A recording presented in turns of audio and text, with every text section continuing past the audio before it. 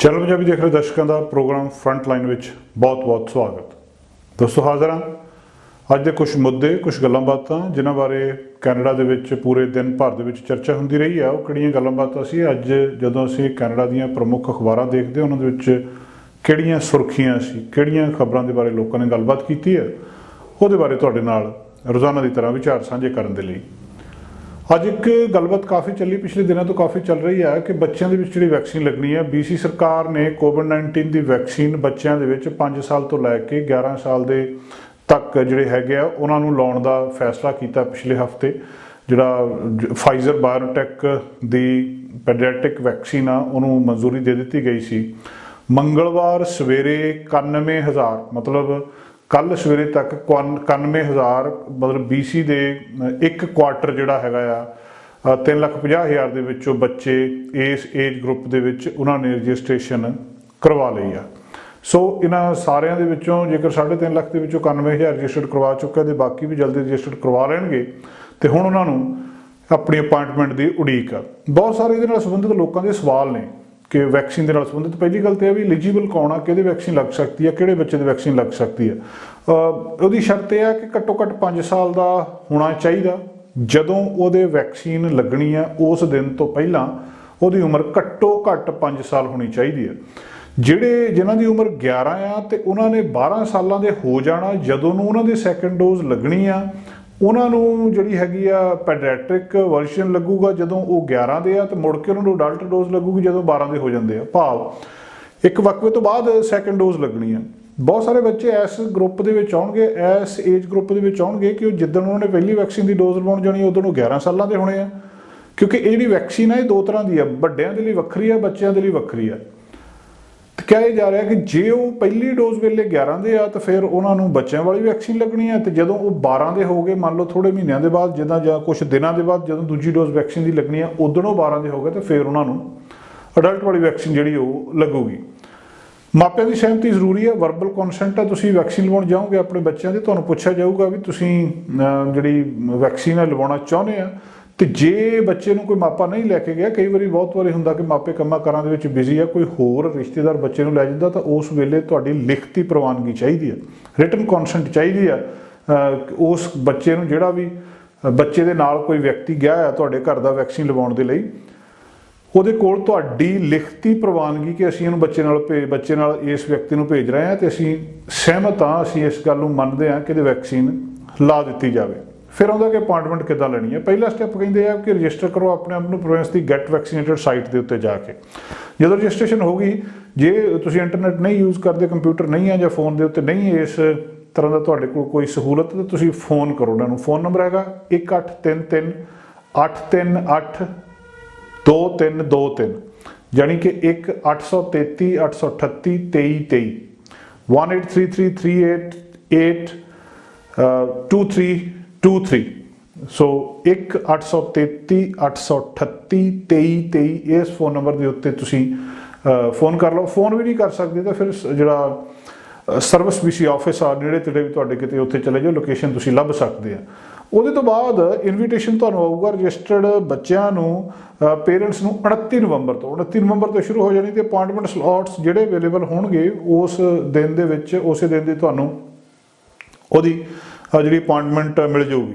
Invitation ਜਿਹੜੀ ਹੈ ਇਸ ਤਰ੍ਹਾਂ ਤੁਹਾਡੇ ਤੱਕ ਪਹੁੰਚੂਗੀ ਕਿ ਤੁਸੀਂ ਬੱਚੇ ਨੂੰ ਲੈ ਕੇ ਕਦੋਂ ਆਓ ਜਿੱਦਾਂ ਉਹਨਾਂ ਦੀ ਰਜਿਸਟ੍ਰੇਸ਼ਨ ਹੋਈ ਸੀ। ਜਿਹੜੇ ਪਹਿਲਾਂ ਰਜਿਸਟਰ ਹੋਏ ਸੀ ਉਹਨਾਂ ਦੀ ਇਨਵੀਟੇਸ਼ਨ ਪਹਿਲਾਂ ਆ ਜਾਊਗੀ ਜਿਹੜੇ ਬਾਅਦ 'ਚ ਰਜਿਸਟਰ ਹੋਇਆ ਉਹਨਾਂ ਨੂੰ ਬਾਅਦ ਦੇ ਵਿੱਚ ਇਨਵੀਟੇਸ਼ਨ ਆ ਜਾਊਗੀ। ਤੇ ਇਹ ਖਾਸ ਗੱਲ ਹੈਗੀ ਆ अपॉइंटमेंट बहुत जरूरी है। ड्रॉप इन्स अजे तक अलाउड नहीं है। कल नूं कोई ये बारे नियम बदल जाए पता नहीं पर अजे तक तुसीं ड्रॉप इन मतलब जाके सीधा ही वैक्सीन लवाउण वाली गलबात नहीं है। अपॉइंटमेंट जरूर लैके जाओ। जिहड़ियां फैमिलीज़ ने मल्टीपल चिल्ड्रन ने वो जा सकते हैं अपॉइंटमेंट लै सकते हैं सेम क्लीनिक के उत्ते उस दिन उस समय के उत्ते ताकि सारे इकट्ठे चले जाण। ਹੁਣ ਇਹ ਹੈ ਕਿ ਜਿਹੜੀ ਡੋਜ਼ ਕਿੰਨੀ ਦਿੱਤੀ ਜਾਣੀ ਹੈ ਬਹੁਤ ਸਾਰੇ ਮਾਪਿਆਂ ਦੇ ਵੀ ਸਵਾਲ ਆ ਕਿ ਉਹਨਾਂ ਨੂੰ ਡੋਜ਼ ਕਿੰਨੀ ਦਿੱਤੀ ਜਾਣੀ ਹੈ। ਦੱਸਿਆ ਜਾ ਰਿਹਾ ਕਿ ਜਿਹੜੀ ਬੱਚਿਆਂ ਦੀ ਵੈਕਸੀਨ ਯੂਜ਼ ਕੀਤੀ ਜਾਣੀ ਹੈ 5 ਤੋਂ 11 ਸਾਲ ਦੇ ਲਈ 10 ਮਾਈਕਰੋਗ੍ਰਾਮ ਪਰ ਡੋਜ਼ ਇਹਦੇ ਦਿੱਤੇ ਜਾਣੇ ਆ। ਜਿਹੜੀ ਵੱਡਿਆਂ ਨੂੰ ਡੋਜ਼ ਦਿੱਤੀ ਜਾਂਦੀ ਆ ਉਹਦਾ ਤੀਜਾ ਹਿੱਸਾ ਆ ਯੂਥ ਤੇ ਅਡਲਟ ਦੀ ਜਿਹੜੀ ਵੈਕਸੀਨ ਆ ਉਹਦਾ ਤੀਜਾ ਹਿੱਸਾ ਆ ਇਹ 10 ਮਾਈਕਰੋਗ੍ਰਾਮ। ਜਿਹੜੇ ਬੱਚੇ ਆ ਉਹਨਾਂ ਨੂੰ 2 ਡੋਜ਼ ਜਿਹੜੀਆਂ ਦਿੱਤੀਆਂ ਜਾਣੀਆਂ तो एक ये भी फाइंडिंग आई है कि भी खोज सामने आई है कि जिन्नी छोटी डोज बच्चों को दी जाऊगी उन्ना ज़्यादा स्ट्रोंग उन्होंने इम्यून सिस्टम बनूगा। सो जी और वो दूजे चांसिस की है कि जोड़े कोई रिएक्शन होने के चांसिस आ भी बहुत घट जाते हैं, जिदा कितने लाली आ गई जिथे उन्होंने लानी है, स्वैलिंग आ गई जिथे इंजैक्शन लाना उस थां के उत्ते चांस भी बहुत घट जाते हैं। हैल्थ कैनेडा ये कहता है कि घट्टो घट्ट 21 दिन का इंटरवल रखो पहली तो दूजी डोज के विच। तो BC जोड़ा है ये प्लान कर रहा है कि national advisory committee on immunization NACI वो रिकमेंडेशन को फॉलो करूगा 8 वीक के इंटरवल में। सो 8 हफ्ते के इंटरवल तो बाद दूजी डोज लगूगी। तो अगला सवाल ये पैदा होता कि वैक्सीन लगनी कित्थे है। क्लीनिक्स जोड़े आ लोकल हैल्थ अथॉरिटीज़ द्वारा सैटअप किए गए हैं, कुछ क्लीनिक डिज़ाइन किए गए जिदा फैमिली क्लीनिक्स जिथे जोड़े इस एज ग्रुप के लिए खास लोड़ा है उन्होंने ध्यान में रखा गया। तो इस तरह स्पैशल चैनल्स जोड़े किड्स के लिए सैट किए गए कुछ, क्योंकि बच्चों को ले जाना बहुत औखा है स्कूल्स दे विच ने। कुछ स्कूल साइट्स के उत्ते भी जोड़े आफ्टर स्कूल आ उन्होंने यूज़ किया जाऊगा वैक्सीनेशन के लिए। खास गल ये है कि फार्मेसीज़ के उत्ते ये पैडियाट्रिक वैक्सीन अवेलेबल नहीं है, बच्चों की वैक्सीन फार्मेसी के उत्ते नहीं लगनी है। बहुत सारे इलाके रिमोट इलाके जिथे फर्स्ट नेशन कम्यूनिटीज़ आ उत्थे जिहड़े हैगे ये बूस्टर शॉट्स अडल्ट्स को भी दिते जा रहे हैं, तो उहदे नाल नाल ही उस थां दे उत्ते बच्चों के लिए भी वैक्सीन दी जा रही है। तो फिर जो एक दिन पहले भी आप गलबात की सी कि बच्चों को किस तरह उत्थे कंफर्टेबल किया जाए। हैल्थ ऑफिशियल दसते हैं कि वैक्सीन जी चाइल्डहुड वैक्सीन जिदा दी जानी है, उत्थे कोई भी ऑन साइट सपोर्ट जी उत्थे ऑन साइट सपोर्ट होगी जो स्पैशल नीड्स वाले बच्चे हैं उन्होंने लिए एक शांतमई प्राइवेट स्पेस भी होगी फैमिलीज़ के लिए जोड़े खास तौर के उत्ते वो बच्चे जोड़े सूई लवाउण तो डरते आ एंक्शियस आ उन्होंने लिए भी खास प्रबंध किया होगा उस थां के उत्ते। सो कोई भी तुहानूं जानकारी चाहिए है तुसीं वैबसाइट्स के उत्तों लै सकते हो। तो इस वेले तुसीं जिहड़ी बच्चों के विच 5 साल तो लैके 11 साल के बच्चों ने जी वैक्सीनेशन करवानी है वो रजिस्टर्ड करवाओ। फोन नंबर एक बार फिर दस रहा हूँ 1-833 838 2323। पिछले दिनों तो एक नाम बहुत चर्चा के विच है, डेविड सुजुकी। डेविड सुजुकी ने एक बयान दिता है, उस बयान तो बाद ब्रिटिश कोलंबिया वैनकूवर के विच ही नहीं पूरे कैनेडा के विच हलचल मच गई है। डेविड सुजुकी एक व्यक्ति है, प्रोफैसर आ, विज्ञानी आ, जिहड़ा एक फाउंडेशन आ उहदी डेविड सुजुकी फाउंडेशन वातावरण प्रेमी आ, उन्हें एक बयान दिता कि जेकर तुसीं सरकारां नूं ने कहा कि जेकर तुसीं वातावरण वल ध्यान ना दिता तो लोग तुहाडीआं पाइपलाइनां नूं उड़ा देणगे। कुछ दिन पहले जो वह बयान आया वो तो बाद बहुत सारी कंट्रोवर्सी हुई, बहुत सारी चर्चा छिड़ी। जी डेविड सुजुकी फाउंडेशन आ उन्हें अपने आप को ये परे कर लिया।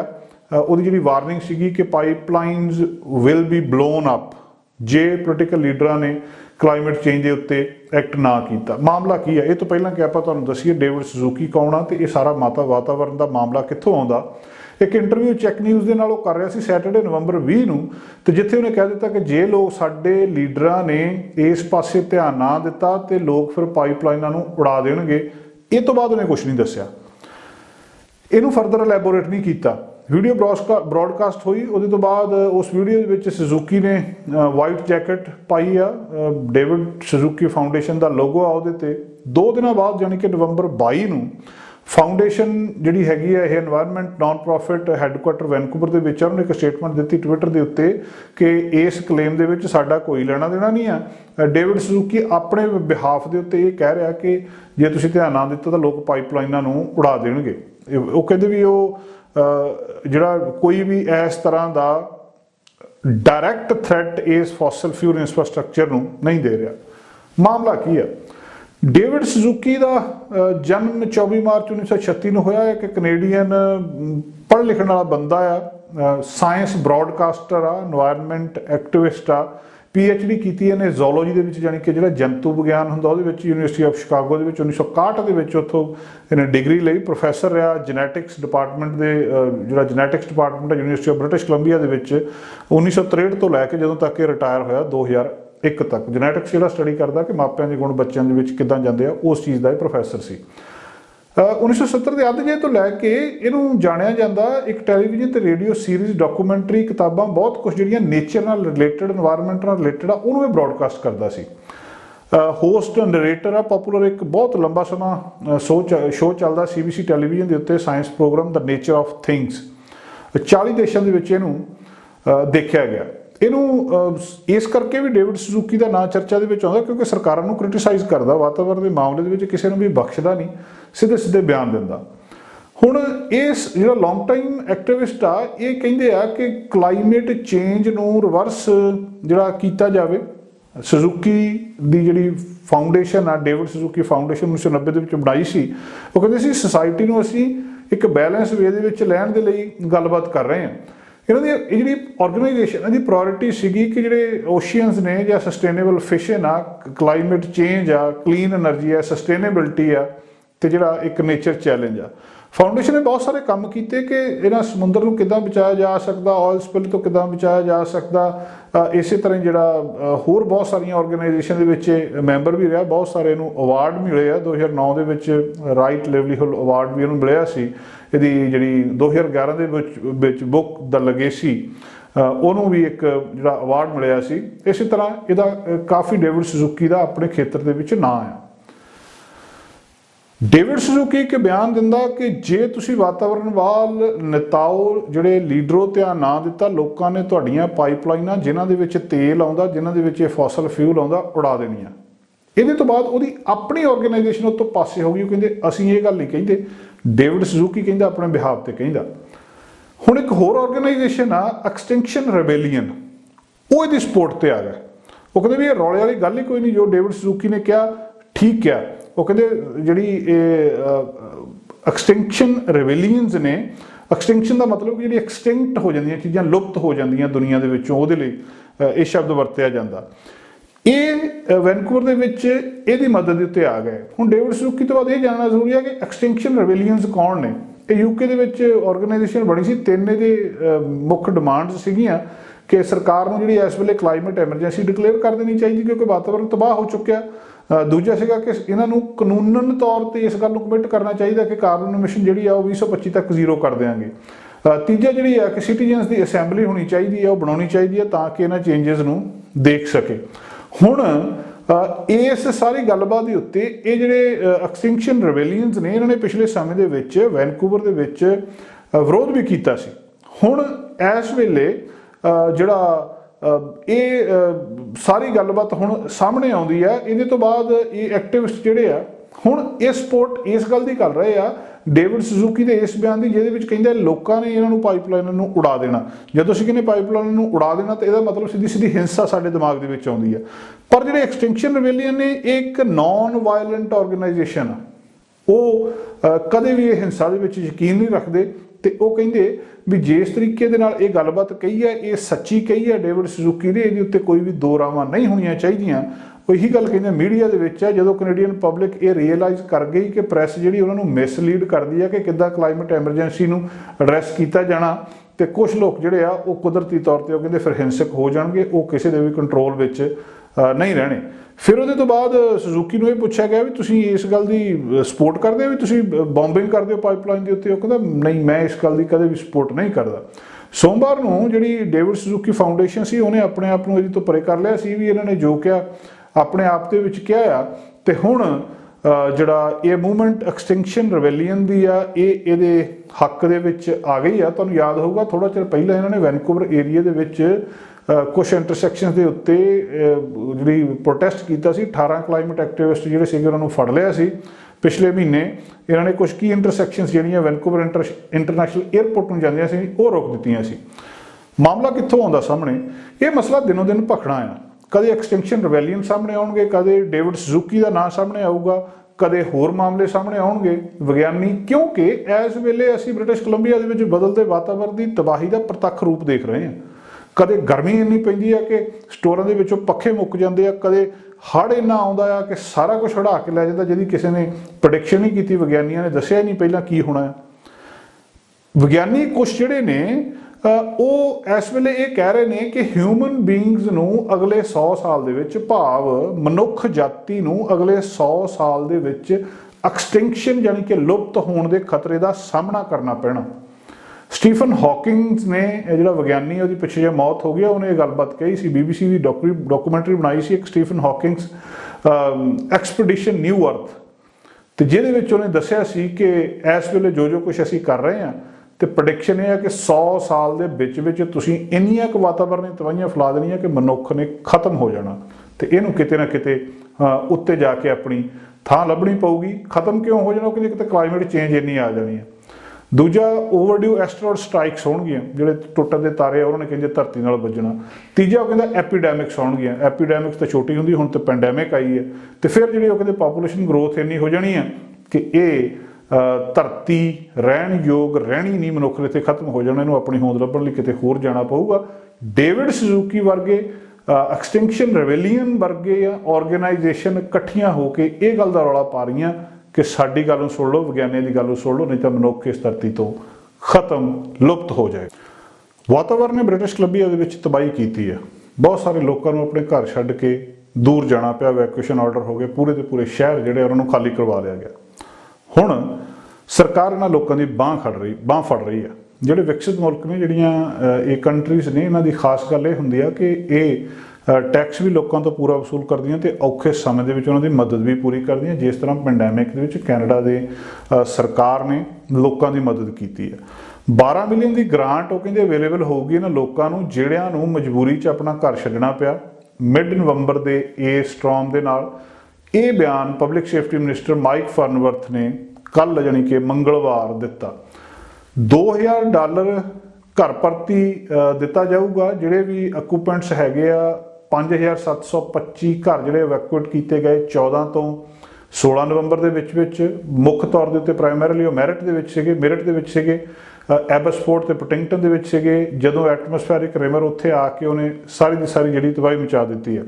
ਜਿਹੜੀ ਗ੍ਰਾਂਟ ਦੀ ਅਮਾਊਂਟ ਹੋਊਗੀ ਇਹ ਵੇਰੀ ਕਰੂਗੀ ਕਿ ਘਰ ਦੇ ਵਿੱਚ ਕਿੰਨੇ ਜੀ ਰਹਿੰਦੇ ਸੀ ਤੇ ਘਰ ਕਿੱਡਾ ਸੀ। ਵੱਧ ਘੱਟ ਸਕਦੇ ਆ, ਪਰ ਜਿਹੜੇ ਇਹ ਮਦਦ ਆ ਹਰੇਕ ਨੂੰ ਮਿਲੇਗੀ। ਜਦੋਂ ਇਹ ਮਿਨਿਸਟਰ ਨੇ ਮਾਈਕ ਫਾਰਨਵਰਥ ਨੇ ਅਨਾਊਂਸ ਕੀਤਾ ਪ੍ਰੋਵਿੰਸ਼ੀਅਲ ਸਟੇਟ ਆਫ ਐਮਰਜੈਂਸੀ ਨਵੰਬਰ 17 ਨੂੰ, ਉਦੋਂ ਕਿਹਾ ਗਿਆ ਸੀ ਕਿ 17,775 ਲੋਕਾਂ ਨੂੰ ਇਵੈਕੂਏਟ ਕੀਤਾ ਗਿਆ, ਜਿਨ੍ਹਾਂ ਦੇ ਵਿੱਚ ਮੈਰਿਟ ਦਾ ਪੂਰਾ ਸ਼ਹਿਰ ਸ਼ਾਮਲ ਸੀ। ਜਿਹੜੇ ਇਕੱਲੇ ਸ਼ਹਿਰ ਦੇ ਵਿੱਚ 17,775 ਦੇ ਵਿੱਚੋਂ 7,000 ਇਕੱਲੇ ਇਸ ਮੈਰਿਟ ਸ਼ਹਿਰ ਦੇ ਸੀਗੇ। ਮੰਗਲਵਾਰ ਰਾਤ ਨੂੰ 3,792 ਘਰ ਹਜੇ ਵੀ ਵੈਕੂਏਸ਼ਨ ਆਰਡਰ ਦੇ ਵਿੱਚ ਸੀਗੇ ਸਾਊਥ ਵੈਸਟ BC ਰੀਜਨ ਦੇ ਵਿੱਚ, ਤੇ 415 ਜਿਹੜੇ ਸੈਂਟਰਲ ਰੀਜਨ ਦੇ ਵਿੱਚ ਇਹ ਆਰਡਰ ਦੇ ਥੱਲੇ ਸੀਗੇ। ਇੱਕ ਸਟੇਟਮੈਂਟ ਦੇ ਵਿੱਚ ਰੈੱਡ ਕਰਾਸ ਕੈਨੇਡਾ ਨੇ ਇਹ ਗੱਲਬਾਤ ਕਹੀ ਆ ਕਿ ਇਹ ਪੈਸਾ ਜਿਹੜਾ ਹੈਗਾ ਅੱਧਾ ਪ੍ਰੋਵਿੰਸ਼ੀਅਲ ਸਰਕਾਰ ਦੇਊਗੀ ਤੇ ਅੱਧਾ ਉਹਨਾਂ ਲੋਕਾਂ ਵੱਲੋਂ ਆਊਗਾ ਜਿਹੜੇ ਇਹ ਰੈੱਡ ਕਰਾਸ ਨੂੰ, ਇਸ ਆਰਗੇਨਾਈਜੇਸ਼ਨ ਨੂੰ ਡੋਨੇਟ ਕਰਦੇ ਆ। ਇਹ ਜਿਹੜੀ BC ਦੇ ਵਿੱਚ ਅਜੇ ਵੀ ਫਲੱਡਿੰਗ ਤੇ ਐਕਸਟ੍ਰੀਮ ਵੈਦਰ ਅਪੀਲ ਹੈਗੀ ਆ। ਗ੍ਰਾਂਟ ਉਹ ਕਹਿੰਦੇ ਬਾਕੀ ਕਿਸੇ ਸਪੋਰਟ ਨੂੰ ਇਫੈਕਟ ਨਹੀਂ ਕਰੂਗੀ। ਜਿਹੜੀ ਕਿ provincial emergency support services program ਆ, ਉਹਦੇ ਤਹਿਤ ਗ੍ਰਾਂਟਾਂ ਬਹੁਤ ਸਾਰੀਆਂ ਆਉਂਦੀਆਂ, ਉਹਦੇ ਉੱਤੇ ਇਹਦਾ ਕੋਈ ਅਸਰ ਨਹੀਂ ਹੋਊਗਾ। ਇਹ ਵੱਖਰੀ ਗ੍ਰਾਂਟ ਆ ਜਿਹੜੀ ਰੈੱਡ ਕਰਾਸ ਤੇ ਪ੍ਰੋਵਿੰਸ਼ੀਅਲ ਸਰਕਾਰ ਵੱਖਰੇ ਤੌਰ ਦੇ ਉੱਤੇ ਉਹਨਾਂ ਲੋਕਾਂ ਦਊਗੀ ਜਿਨ੍ਹਾਂ ਨੇ ਆਪਣਾ ਘਰ ਛੱਡਿਆ ਇਸ ਸਮੇਂ ਦੇ ਵਿੱਚ। ਇਹ ਪ੍ਰੋਗਰਾਮ ਨੂੰ ਵੀ ਫੰਡ ਕੀਤਾ ਐਮਰਜੈਂਸੀ ਮੈਨੇਜਮੈਂਟ BC ਨੇ, ਤੇ ਇੱਕ ਥੋੜ੍ਹੇ ਸਮੇਂ ਦੀ ਲੋਕਾਂ ਨੂੰ ਰਿਲੀਫ, ਥੋੜ੍ਹੀ ਜਿਹੀ ਮਦਦ ਦਊਗਾ ਜਿਹੜੇ ਲੋਕ ਇਹਦੇ ਨਾਲ ਪ੍ਰਭਾਵਿਤ ਹੋਏ ਆ। ਇਸੇ ਤਰ੍ਹਾਂ ਹੀ ਉਹ ਕਹਿੰਦੇ ਇਹ ਜਿਹੜਾ ਪੈਸਾ ਆ ਇਹ ਨਿਕੋਲਾ ਵੈਲੀ ਇੰਸਟੀਚਿਊਟ ਤੇ ਯੂਨੀਵਰਸਿਟੀ ਆਫ ਫਰੇਜ਼ਰ ਵੈਲੀ ਦੇ ਉਹਨਾਂ ਸਟੂਡੈਂਟਸ ਦੇ ਲਈ ਵੀ ਇੱਕ ਸੈਪਰੇਟ ਪ੍ਰੋਗਰਾਮ ਦੇ ਜ਼ਰੀਏ ਅਵੇਲੇਬਲ ਹੋਊਗਾ ਜਿਨ੍ਹਾਂ ਦੇ ਉੱਤੇ ਹੜ੍ਹਾਂ ਦਾ ਅਸਰ ਹੋਇਆ ਹੈ। ਟਰਾਂਸਪੋਰਟ ਮਿਨਿਸਟਰ ਨੇ ਸਾਡੇ ਰੌਬ ਫਲੇਮਿੰਗ, ਉਹਨਾਂ ਨੇ ਦੱਸਿਆ ਕਿ ਹਾਈਵੇ 7 ਜਿਹੜਾ ਅਗੈਸਸ ਦੇ ਮਿਸ਼ਨ ਦੇ ਵਿੱਚ ਕਲੋਜ਼ ਰਹੂਗਾ ਮੰਗਲਵਾਰ ਰਾਤ ਨੂੰ ਨਾਨ ਐਸੈਂਸ਼ੀਅਲ ਟਰੈਵਲ ਦੇ ਲਈ, ਤਾਂ ਕਿ ਉੱਥੋਂ ਜਿਹੜੀ ਬਣਾਈ ਜਾ ਸਕੇ ਕਮਰਸ਼ੀਅਲ ਟ੍ਰੈਫਿਕ ਦੇ ਲਈ ਸਪੇਸ ਬਣਾਈ ਜਾਵੇ। ਹਾਈਵੇ 3 ਹਾਈਵੇ 7 ਰੂਟ ਜਿਹੜੇ ਆ ਉਹ ਜਿਹੜਾ ਇੱਕੋ ਇੱਕ ਰਸਤਾ ਵੱਜ ਜਾਂਦਾ ਫਿਰ BC ਤੇ ਇੰਟੀਰੀਅਰ ਮੈਟਰੋ ਵੈਨਕੂਵਰ ਦੇ ਵਿੱਚ ਜਾਣ ਦੇ ਲਈ। So public transit, school buses, charter buses ਜਿਹੜੀਆਂ ਅਲਾਉਡ ਹੋਣਗੀਆਂ ਇਸ ਥਾਂ ਦੇ ਉੱਤੇ ਟਰੈਵਲ ਕਰਦੇ ਲਈ ਐਗਜ਼ੈਸਿਸ ਟੂ ਮਿਸ਼ਨ ਰੂਟ ਦੇ ਉੱਤੇ। ਇਹ ਵੀ ਉਹਨਾਂ ਨੇ ਕਿਹਾ ਮਿਨਿਸਟਰ ਫਲੈਮਿੰਗ ਨੇ ਕਿ ਕੋਕੋਹਿਲਾ ਹਾਈਵੇ ਜਿਹੜਾ ਉਹ ਬਹੁਤ ਵੱਡਾ ਉਹਦਾ ਡੈਮੇਜ ਹੋ ਚੁੱਕਾ ਹੈ 5 ਥਾਵਾਂ ਦੇ ਉੱਤੋਂ, ਤੇ ਕੋਈ ਇੰਡੀਕੇਸ਼ਨ ਨਹੀਂ ਹੈ ਕਿ ਕਦੋਂ ਇਹਨੇ ਰੀਓਪਨ ਹੋਇਆ ਹੈ। ਹਾਈਵੇ 8 ਮੈਰਿਟ ਤੇ ਸਪੈਂਸਰ ਬ੍ਰਿਜ ਦੇ ਵਿਚਕਾਰ ਵੀ ਜਿਹੜਾ ਐਸੇ ਹਾਲਤ ਦੇ ਵਿੱਚ ਹੈਗਾ ਹੈ। ਐਬਸਫੋਰਡ ਦੇ ਮੇਅਰ ਨੇ ਵੀ ਇਹ ਕਿਹਾ ਹੈ ਕਿ ਫਲੱਡਿੰਗ ਦੇ ਨਾਲ ਜਿੰਨਾ ਨੁਕਸਾਨ ਹੋਇਆ ਹੈ ਇਹਦੇ ਨਾਲ ਅਗਲਾ ਖਤਰਾ ਸਾਨੂੰ ਦੂਜਾ ਹੋ ਸਕਦਾ ਕਿ ਨੁਕਸੈਕ ਰਿਵਰ ਜਿਹੜਾ ਵਾਸ਼ਿੰਗਟਨ ਵਾਲੇ ਪਾਸੇ ਆ, ਉਧਰਲੇ ਪਾਸਿਓਂ ਐਟਮੋਸਫੈਰਿਕ ਰਿਵਰ ਜਿਹੜਾ ਫੋਰਕਾਸਟ ਕੀਤਾ ਜਾ ਰਿਹਾ ਉਹ ਬੁੱਧਵਾਰ ਜਾਂ ਸ਼ੁੱਕਰਵਾਰ ਤੱਕ ਸਾਡੇ ਕੋਲ ਨਾ ਪਹੁੰਚ ਜਾਵੇ ਤੇ ਉਹਦਾ ਹੋਰ ਨੁਕਸਾਨ ਨਾ ਹੋਵੇ। ਜਿਹੜਾ ਸਵਿਮਸ ਡਾਈਕ ਹੈਗਾ ਉਹਦਾ 80% ਕੰਮ ਕੰਪਲੀਟ ਕਰ ਲਿਆ ਗਿਆ, ਤੇ ਦੂਜਾ 1.5 ਮੀਟਰ ਦੀ ਹਾਈਟ ਵਾਲਾ ਜਿਹੜਾ ਡਾਈਕ ਆ ਉਹਦੇ ਵਿੱਚ ਸਟੋਮ ਤੋਂ ਪਹਿਲਾਂ ਐਡ ਕੀਤਾ ਗਿਆ ਸੀ।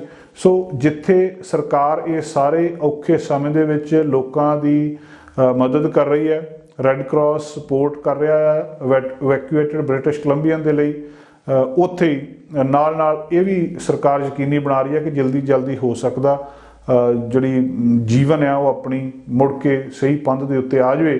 ਤੇ ਜੇ ਤੁਸੀਂ ਇਸ ਥਾਂ ਤੇ ਪ੍ਰਭਾਵਿਤ ਹੋਏ ਆ ਤੇ ਰੈੱਡ ਕਰਾਸ ਦੀ ਇਹ ਸਪੋਰਟ ਲੈਣੀ ਆ ਤਾਂ ਇਹਦੇ ਲਈ ਤੁਹਾਨੂੰ ਰੈੱਡ ਕਰਾਸ ਦੇ ਉੱਤੇ ਰਜਿਸਟਰ ਹੋਣਾ ਪਊਗਾ। ਇੱਥੇ ਤੁਸੀਂ ਫੋਨ ਕਰਕੇ ਰਜਿਸਟਰ ਹੋ ਸਕਦੇ ਆ 1800-863-6582 ਦੇ ਉੱਤੇ 1800-863-6582 ਇਸ ਨੰਬਰ ਦੇ ਉੱਤੇ ਸਵੇਰ ਦੇ 8 ਵਜੇ ਤੋਂ ਲੈ ਕੇ ਸ਼ਾਮ ਦੇ 8 ਵਜੇ ਤੱਕ ਪੈਸੀਫਿਕ ਟਾਈਮ ਤੁਸੀਂ ਕਾਲ ਕਰਕੇ ਇੱਥੇ ਰਜਿਸਟ੍ਰੇਸ਼ਨ ਕਰਵਾ ਸਕਦੇ ਹੋ ਤੇ ਰੈੱਡ ਕਰਾਸ ਤੇ ਪ੍ਰੋਵਿੰਸ਼ੀਅਲ ਸਰਕਾਰ ਦੁਆਰਾ ਦਿੱਤੀ ਜਾ ਰਹੀ ਹੈ ਮਦਦ ਲੈ। ਕੈਨੇਡਾ ਇੱਕ ਵਿਕਸਿਤ ਦੇਸ਼ ਆ, ਇੱਥੇ ਗਰੀਬੀ ਨਹੀਂ ਹੁੰਦੀ ਜਾਂ ਗਰੀਬੀ ਦੀਆਂ ਸਮੱਸਿਆਵਾਂ ਨਹੀਂ ਹੁੰਦੀਆਂ ਇਸ ਤਰ੍ਹਾਂ ਆਮ ਤੌਰ ਤੇ ਮੰਨ ਲਿਆ ਜਾਂਦਾ, ਪਰ ਕੈਨੇਡਾ ਦੇ ਵਿੱਚ ਵੀ ਬਹੁਤ ਸਾਰੇ ਲੋਕ ਆ ਜਿਹੜੇ ਗਰੀਬੀ ਦਾ ਸਾਹਮਣਾ ਕਰਦੇ ਆ ਜਾਂ ਇੱਦਾਂ ਕਹਿ ਲਓ ਕਿ ਉਹਨਾਂ ਨੂੰ ਰੱਜਵੀਂ ਰੋਟੀ ਵੀ ਖਾਣ ਨੂੰ ਨਹੀਂ ਮਿਲਦੀ। ਪਿੱਛੇ ਜੇ ਇੱਕ ਸਰਵੇ ਕੀਤਾ ਗਿਆ ਸੀ, ਕੁਝ ਸਟੈਟ ਸਾਹਮਣੇ ਆਈਆਂ 2007 ਤੋਂ 2012 ਦੇ ਵਿੱਚ 5 ਸਾਲਾਂ ਦਾ, ਕਿ ਉੱਥੇ ਕਿਹਾ ਗਿਆ ਸੀ ਕਿ ਜਿਹੜੀ ਫੂਡ ਇਨਸਿਕਿਉਰਿਟੀ ਰੇਟ ਆ, ਮਤਲਬ ਸਾਨੂੰ ਰੋਟੀ ਹੀ ਨਹੀਂ ਮਿਲਣੀ, ਰੋਟੀ ਮਤਲਬ ਜਿਹੜਾ ਵੀ ਖਾਣਾ ਉਹ ਸਟੈਪਲ ਫੂਡ ਖਾਂਦੇ ਆ ਉਹ ਨਹੀਂ ਮਿਲਣੀ, ਇਹ 7.6% ਤੋਂ ਲੈ ਕੇ 8.5% ਕੈਨੇਡਾ ਦੇ ਵਿੱਚ ਹੈਗਾ। ਜਿਹੜੇ ਭੋਜਨ ਸਫੀਸ਼ੈਂਟਲੀ ਨਾ ਮਿਲਣਾ 8.5% ਬਹੁਤ ਵੱਡਾ ਨੰਬਰ ਹੁੰਦਾ। ਇੱਕ ਉਸ ਤੋਂ ਬਾਅਦ ਸਟੈਟ ਸਾਹਮਣੇ ਆਈਆਂ ਸੀ ਕਿ ਕੈਨੇਡਾ ਦੇ ਵਿੱਚ ਰਹਿਣ ਵਾਲੇ 100 ਦੇ ਵਿੱਚੋਂ 8 ਘਰ ਜਿਹੜੇ ਆ ਉਹ ਜਿਹੜੀ ਫੂਡ ਇਨਸਿਕਿਉਰਿਟੀ ਆ, ਭੋਜਨ ਦੀ ਜਿਹੜੀ ਅਸੁਰੱਖਿਅਤ ਆ ਉਹਨੂੰ ਮਹਿਸੂਸ ਕਰਦੇ ਆ।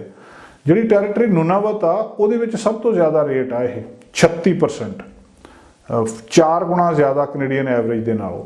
ਹੁਣ ਜਿਹੜੀਆਂ ਗੱਲਾਂ ਬਾਤਾਂ ਜੀ ਗੱਲਬਾਤ ਕਿਉਂ ਹੋ ਰਹੀ ਹੈ ਫੂਡ ਇਨਸਿਕਿਉਰਿਟੀ ਦੀ, ਕਿ ਜਿਹੜੇ ਬੱਚੇ ਗਰੀਬੀ ਦੇ ਉੱਤੇ ਰਹਿ ਰਹੇ ਆ, ਸਰਕਾਰ ਉਹਨਾਂ ਵੱਲ ਧਿਆਨ ਨਹੀਂ ਦੇ ਰਹੀ। ਕਿਹਾ ਤਾਂ ਗਿਆ ਸੀ ਵੀ ਇਹ ਗਰੀਬੀ ਖਤਮ ਕਰ ਦੇਣੀ ਹੈ, ਕੈਨੇਡਾ ਦੇ ਵਿੱਚੋਂ ਬੱਚਿਆਂ ਦੇ ਵਿੱਚੋਂ ਗਰੀਬੀ ਖਤਮ ਹੋ ਜੂਗੀ, ਉਹਨਾਂ ਨੂੰ ਰੱਜਵੀਂ ਰੋਟੀ ਮਿਲੂਗੀ, ਸਾਰਾ ਕੁਝ ਹੋਊਗਾ, ਪਰ ਸਰਕਾਰਾਂ ਆਪਣੇ ਗੋਲ ਦੇ ਉੱਤੇ ਕਾਇਮ ਨਹੀਂ ਰਹੀਆਂ। ਇਹ ਲਗਾਤਾਰ ਜਿਹੜੇ ਅੰਕੜੇ ਆ ਵੱਧਦੇ ਘਟਦੇ ਰਹੇ ਆ। ਜਿਸ ਤਰੀਕੇ ਦੇ ਨਾਲ ਜਿਸ ਤਰ੍ਹਾਂ ਦੇ ਘਰ ਆ ਉੱਥੇ ਜਿਹੜੇ ਵੱਡੇ ਘਰ ਆ ਉਹਨਾਂ ਦੀਆਂ ਵੱਡੀਆਂ ਸਮੱਸਿਆਵਾਂ, ਛੋਟੇ ਘਰਾਂ ਦੀਆਂ ਛੋਟੀਆਂ ਸਮੱਸਿਆਵਾਂ। ਜਿਹੜੀ ਪਾਵਰਟੀ ਲਾਈਨ ਆ ਕੈਨੇਡਾ ਦੇ ਵਿੱਚ, ਕਿਤੇ ਨਾ ਕਿਤੇ ਵੀ ਜੇ ਇੱਕ ਵਿਅਕਤੀ ਜਿਹੜਾ ਆ ਉਹ $25,000 ਕਮਾਉਂਦਾ ਆ ਤੇ ਉਹਨੂੰ ਇਹ ਸਾਲ ਦਾ ਤੇ ਉਹਨੂੰ ਗਰੀਬੀ ਰੇਖਾ ਤੋਂ ਥੱਲੇ ਮੰਨ ਲੈਂਦੇ। ਜੇ 2 ਜਣੇ ਘਰ ਦੇ ਵਿੱਚ ਰਹਿੰਦੇ ਆ ਤੇ ਉਹ $32,000 ਤੋਂ ਥੱਲੇ ਕਮਾਉਂਦੇ ਉਹਨਾਂ ਨੂੰ ਮੰਨ ਲੈਂਦੇ। ਇਸੇ ਤਰ੍ਹਾਂ 3 ਜਣੇ ਰਹਿੰਦੇ ਆ $40,000, 4 ਜਣੇ ਰਹਿੰਦੇ ਆ $49,000। ਇਸ ਤਰੀਕੇ ਦੇ ਨਾਲ ਉਹਨੂੰ ਇੱਕ ਲਾਈਨ ਮਿਥ ਲੈਂਦੇ ਆ ਵੀ ਇਹਦੇ ਤੋਂ ਘੱਟ ਕਮਾਈ ਵਾਲੇ ਨੂੰ ਅਸੀਂ ਗਰੀਬ ਮੰਨਦੇ ਹਾਂ। ਚਾਈਲਡ ਪਾਵਰਟੀ, ਬੱਚਿਆਂ ਦੀ ਗਰੀਬੀ ਇਸ ਵੇਲੇ ਪਿਛਲੇ 20 ਸਾਲਾਂ ਤੋਂ ਸਭ ਤੋਂ ਜ਼ਿਆਦਾ ਆ। ਤੇ ਉਸ ਵੇਲੇ ਤੋਂ ਲੈ ਕੇ ਜਦੋਂ ਫੈਡਰਲ ਸਰਕਾਰ ਨੇ ਇੱਕ ਬਿੱਲ ਪਾਸ ਕੀਤਾ ਸੀ ਜਿਹਦੇ 'ਚ ਉਹਨਾਂ ਨੇ ਕਿਹਾ ਸੀ ਕਿ ਅਸੀਂ ਚਾਈਲਡ ਪਾਵਰਟੀ ਨੂੰ ਖਤਮ ਕਰ ਦੇਣਾ, ਘਟਾ ਦੇਣਾ 2000 ਸਨ ਤੱਕ। ਤੇ ਜਿਹੜਾ ਉਹ ਹੁਣ ਦੇਖ ਲਓ ਵੀ ਉਹ ਗੋਲ ਕਹਿੰਦੇ ਬਹੁਤ ਪਿੱਛੇ ਰਹਿ ਗਿਆ। ਇਹਦੇ ਤੋਂ ਬਾਅਦ ਜਿਹੜੀ ਪਾਵਰਟੀ ਹੈਗੀ ਆ ਉੱਥੇ ਹੰਗਰ ਹੈਗੀ ਆ। 15% ਬੱਚੇ ਕੈਨੇਡਾ ਦੇ ਵਿੱਚ ਇਸ ਚੀਜ਼ ਦੇ ਨਾਲ ਲੜ ਰਹੇ ਆ ਵੀ ਉਹਨਾਂ ਦੇ ਘਰ ਦੇ ਵਿੱਚ ਖਾਣ ਲਈ ਰੱਜਵਾਂ ਭੋਜਨ ਨਹੀਂ ਆ, ਉਹ ਭੁੱਖੇ ਆ, ਹਰ ਰੋਜ਼ ਮੀਲ ਸਕਿਪ ਕਰਦੇ ਆ, ਬਿਮਾਰ ਰਹਿੰਦੇ ਆ, ਫੋਕਸ ਨਹੀਂ ਕਰ ਸਕਦੇ ਸਕੂਲ ਦੇ ਉੱਤੇ। ਉਹ ਇਸ ਗੱਲ ਨੂੰ ਫਿਗਰ ਆਊਟ ਕਰ ਰਹੇ ਆ ਕਿ ਅਗਲਾ ਮੀਲ ਜਿਹੜਾ ਸਾਡੇ ਕੋਲ ਆਉਣਾ ਕਿੱਥੋਂ ਆ। ਸਾਰੇ ਮਤਲਬ ਦੁਨੀਆ ਦਾ ਭਾਰ ਉਹਨਾਂ ਦੇ ਮੋਢਿਆਂ ਦੇ ਉੱਤੇ ਇਸ ਤਰ੍ਹਾਂ ਦੇ ਨਾਲ ਲੱਗਦਾ ਹੈ। ਨੈਸ਼ਨਲ ਕੋਅਲੀਸ਼ਨ ਜਿਹੜੀ ਹੈਗੀ ਆ ਐਡਵੋਕੇਟ ਕਰ ਰਹੀ ਆ ਇਹਨਾਂ ਬੱਚਿਆਂ ਤੇ ਫੈਮਲੀਜ਼ ਨੂੰ ਕਿ ਕੈਨੇਡਾ ਦਾ ਮਿਸ਼ਨ ਜਿਹੜਾ ਚਾਈਲਡ ਪਾਵਰਟੀ ਖਤਮ ਕਰਨ ਦਾ ਸੀਗਾ ਰੁਕ ਗਿਆ ਇਸ ਕੋਵਿਡ-19 ਕਰਕੇ। ਇਹ ਕਹਿ ਰਿਹਾ ਫੈਡਰਲ ਸਰਕਾਰ ਨੂੰ ਕਿ ਤੁਹਾਨੂੰ ਕੁਝ ਬੋਲਡ ਸਟੈਪ ਲੈਣੇ ਪੈਣਗੇ, ਵੱਡੇ ਕੰਮ ਕਰਨੇ ਪੈਣਗੇ ਤਾਂ ਬੱਚਿਆਂ ਦੀ ਇਹ ਗਰੀਬੀ ਜਿਹੜੀ ਆ ਖਤਮ ਕੀਤੀ ਜਾ ਸਕਦੀ ਹੈ। ਨਵੀਂ ਰਿਪੋਰਟ ਦੱਸ ਰਹੀ ਆ ਕਿ 2000 ਜਿਹੜਾ ਦੇ ਵਿੱਚ ਇਹਨਾਂ ਨੇ ਜਿਹੜੀ ਗਰੁੱਪ ਕੰਪੇਨ 2000 ਉਹਨੇ ਇਹ ਗੱਲ ਦੱਸੀ ਹੈ ਕਿ 1.3 ਮਿਲੀਅਨ 1.3 ਮਿਲੀਅਨ ਕੈਨੇਡੀਅਨ ਬੱਚੇ ਜਾਂ ਇੱਦਾਂ ਕਹੋ ਵੀ 17.7% ਪਾਵਰਟੀ ਲਾਈਨ ਤੋਂ ਥੱਲੇ ਰਹਿ ਰਹੇ ਆ। 17.7% ਜਿਹੜੀ ਸਟੈਟਿਸਟਿਕਸ ਕੈਨੇਡਾ ਪਾਵਰਟੀ ਲਾਈਨ ਕਹਿੰਦੀ ਉਹਦੇ ਤੋਂ ਥੱਲੇ ਰਹਿੰਦੇ। ਇਹ ਬਹੁਤ ਵੱਡਾ ਨੰਬਰ ਦੱਸਿਆ ਜਾ ਰਿਹਾ। ਇਹਦਾ ਮਤਲਬ ਭੋਜਨ ਮਿਸਿੰਗ ਮੀਲ, ਭੋਜਨ ਪੂਰੇ ਵੇਲੇ ਨਾ ਖਾਣਾ, ਉਹਨਾਂ ਕੋਲੇ ਪੂਰੇ ਸਹੀ ਕਿਸਮ ਦੇ ਕੱਪੜੇ ਨਹੀਂ ਆ, ਜਿਹੜੇ ਮਾਪੇ ਆ ਉਹ ਬਹੁਤ ਲੰਬਾ ਸਮਾਂ ਕੰਮ ਕਰ ਰਹੇ ਆ। ਇਹ ਇੱਕ ਗੱਲਬਾਤ ਸਾਹਮਣੇ ਆ ਰਹੀ ਆ।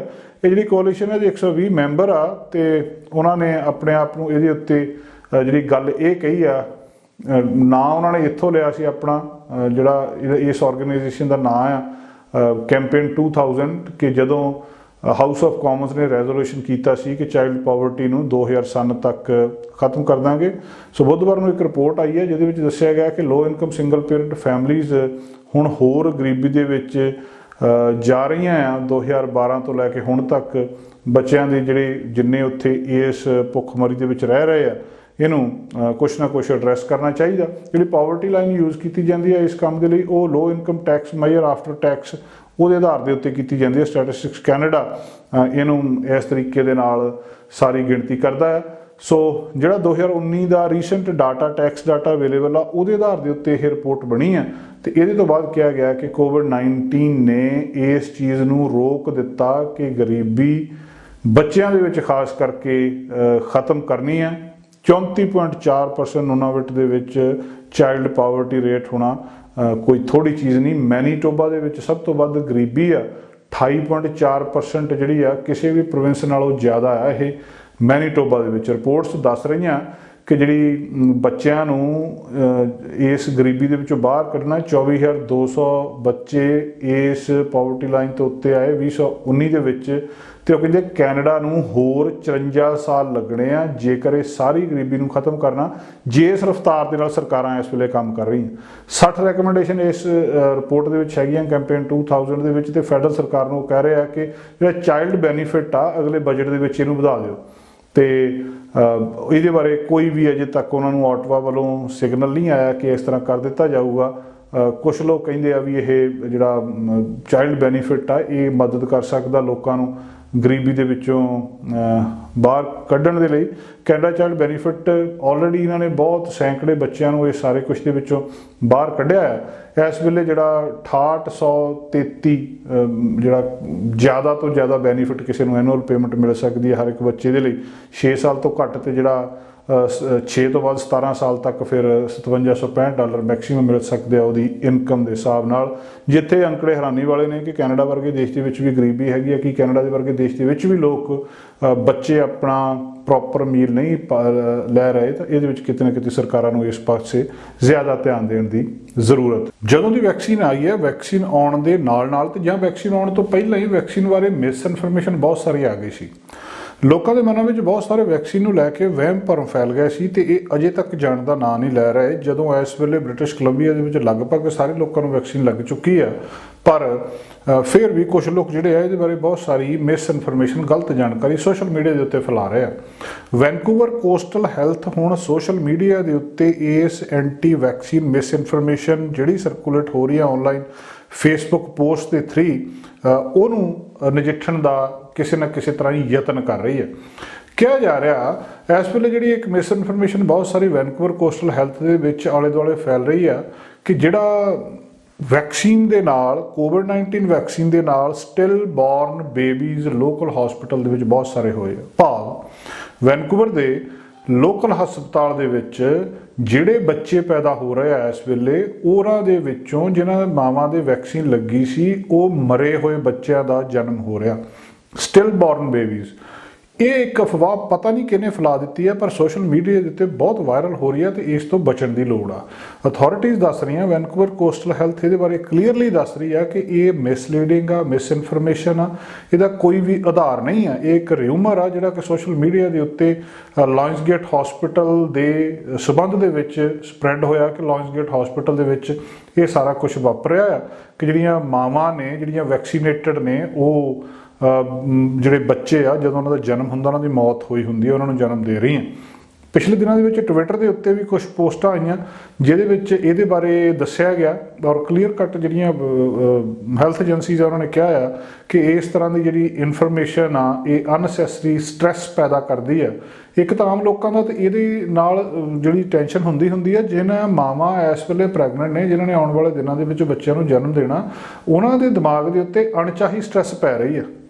कि उन्होंने जिस चीज़ की स्ट्रैस लैनी नहीं चाहिए वो स्ट्रैस सोशल मीडिया तो इधर उधरों दी जा रही है, और जी कि इस वेले हार्मफुल होंगी है किसी भी गर्भवती औरत के लिए किसी भी तरह की चिंता करना वो बच्चे लिए चंगी नहीं होंगी। कोविड-19 वैक्सीन पेरेंट्स को मिल रही है, हैल्थ केयर स्टाफ दसिया जा रहा है कि जिन्ने भी पेशेंट है सारे रिसोर्सिस जोड़े है उन्होंने तो बाद कोई भी इदा की गलबात सामने नहीं आई कि जिहदे विचों कुछ इस तरह का पता लगे। कहा जा रहा है कि वैक्सीन जी है सेफ आ, रिकमेंडेड आ दोवां दे लई, मदर दे लई भी ते फिटस दे लई भी।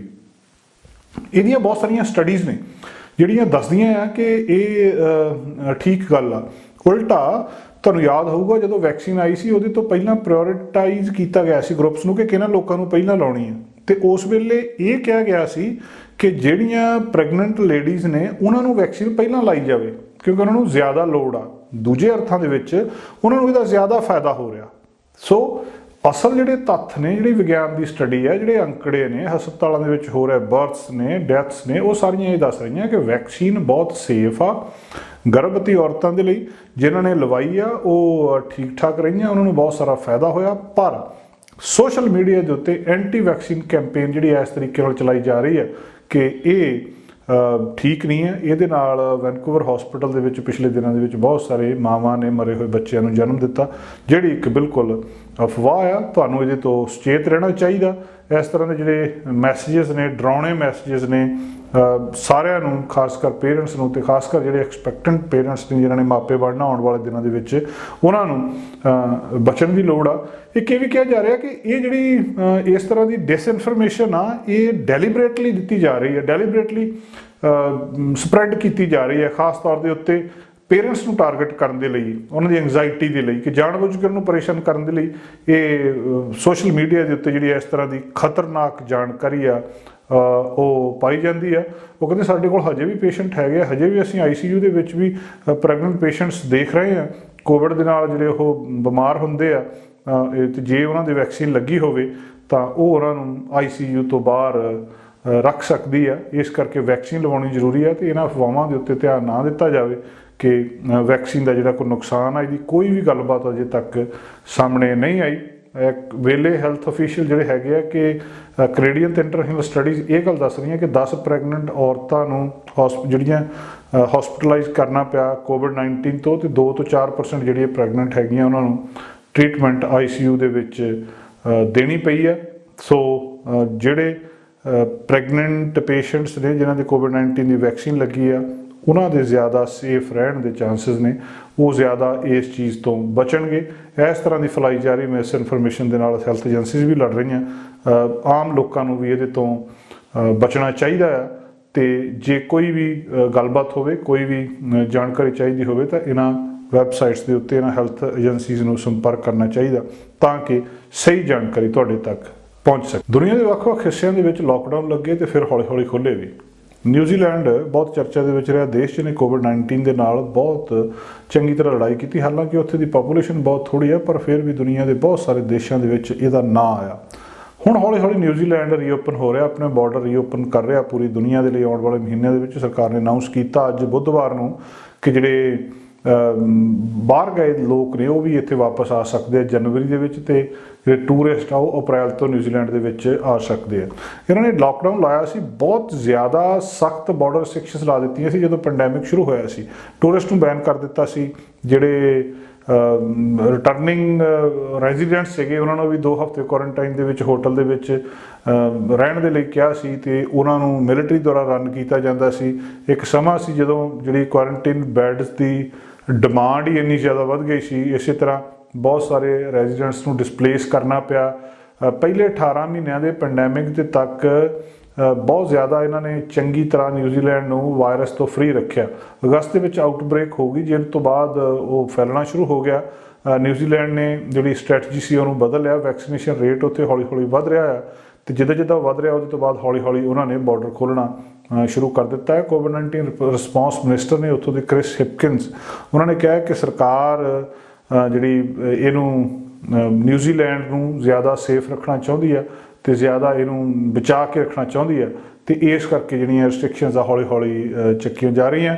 सो जे इस तरह दी सरकारां दी प्लान आ कि जिहड़े ट्रैवलर भी उत्थे आ रहे उन्होंने हजे भी आइसोलेट करना पऊगा 7 दिनों के लिए।